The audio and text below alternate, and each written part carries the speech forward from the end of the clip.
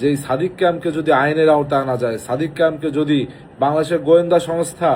তাদের আপনার বিভিন্ন স্বার্থে, বাংলাদেশের স্বার্থে যদি বিভিন্ন আইন শৃঙ্খলা বাহিনী তাকে বিভিন্নভাবে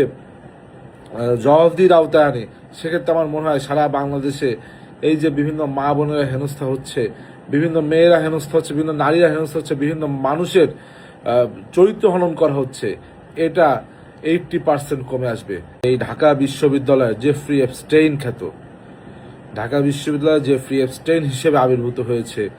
এই ডাকসুর তথাকথিত ভিপি সাদেক কায়েম, যিনি এতদিন 5 আগস্ট পরবর্তী সময়ে বিভিন্ন গোয়েন্দা সংস্থা বা বিভিন্ন মানুষের ব্যাকে তাকে কিন্তু এক ধরনের এই জুলাই আগস্ট গণ অভ্যুত্থানের নায়কের ভূমিকা অবতীর্ণ করা হয়েছিল, যদিও তার ভূমিকা সম্পর্কে প্রত্যেকেই সন্দিহান রয়েছে। কিন্তু আমি গতকালকে দেখলাম আমাদের ছাত্রদলের আবিদ ভাই, তিনি চ্যানেল 24-এ যে প্রমাণ দিলেন, ফয়সাল নামে একটি ছেলে যে বিভিন্ন ধরনের বিভিন্ন ফেক পেজ চালাচ্ছে এবং মানুষের নামে বিভ্রান্তি ছড়াচ্ছে, ঠিক একইভাবে হাসান আল বান্না, এই হাসান আল বান্না এবং ফয়সালদের সাথে সাদিক ক্যামের যে ঘনিষ্ঠতা দেখলাম, আমি অবাক হলাম। এবং আমার মনে হলো যে এই সাদিক ক্যাম্পকে যদি আইনের আওতায় আনা যায়, সাদিক ক্যাম্পকে যদি বাংলাদেশের গোয়েন্দা সংস্থা তাদের আপনার বিভিন্ন স্বার্থে, বাংলাদেশের স্বার্থে যদি বিভিন্ন আইন শৃঙ্খলা বাহিনী তাকে বিভিন্নভাবে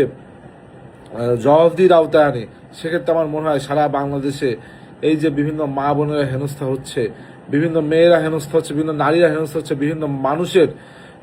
চরিত্র হনন করা হচ্ছে, এটা 80% কমে আসবে। তাই আমি বাংলাদেশের আইন শৃঙ্খলা বাহিনীকে অনুরোধ করব, বাংলাদেশ সরকারকে অনুরোধ করব যে আপনারা বাংলাদেশের স্বার্থে, বাংলাদেশের মানুষের নিরাপত্তার স্বার্থে অনতি বিলম্বে এই ঢাকা বিশ্ববিদ্যালয়ের জেফ্রি এপস্টেইন, যার বিশাল নেটওয়ার্কিং রয়েছে এই ধরনের নোংরামি চরিত্র হননের জন্য, তাকে দ্রুত আইনের আওতায় এনে এই বাংলাদেশের মানুষকে তাদের সামাজিক